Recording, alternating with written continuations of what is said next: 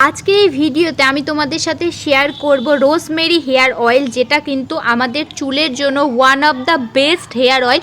যেটা তোমরা রোজমেরিটা জাস্ট তোমাদেরকে পারচেস করতে হবে, আর রোজমেরিটা পারচেস করার পর তোমরা কিন্তু এই অয়েলটা বাড়িতেই বানাতে পারবে। আর সত্যি বলছি, এই অয়েলটা ইউজ করে তোমরা যা বেনিফিট পাবে সেটা কোনো হেয়ার অয়েলে পাবে না। এই অয়েলটা বানানোর জন্য আমি কোকোনাট অয়েল নিয়েছি, আর নিয়েছি রোজমেরি লিভস।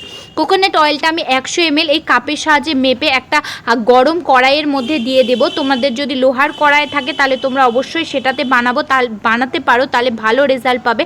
আর তারপরে 100 ml কোকোনাট অয়েলের মধ্যে প্রায় 4 চামচের মতো আমি রোজমেরি অয়েলটা দিয়ে দিয়েছি। তোমরা যদি এটার ফুল ভিডিওটা দেখতে চাও তাহলে আমি আমার নামের নিচে মেনশন করে দেব, কারণ 1 মিনিটের ভিডিওতে এত কিছু বলা সম্ভব হয় না। তো তোমাদেরকে রিকোয়েস্ট করব ডিটেলসে ভিডিওটা দেখে নাও। তারপরে লো আছে 10 থেকে 15 মিনিট বানানোর পর একটা ছাঁকনির সাহায্যে ছেঁকে নিয়ে সপ্তাহে 2 দিন করে অ্যাপ্লাই